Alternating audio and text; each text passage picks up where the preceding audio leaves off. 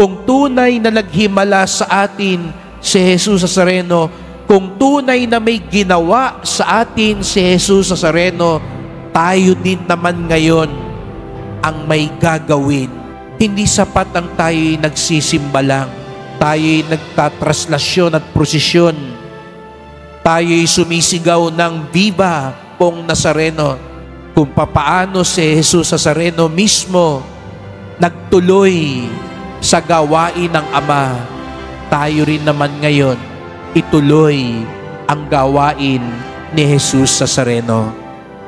Sana po hindi lang yung mga may gawa ang balik trabaho.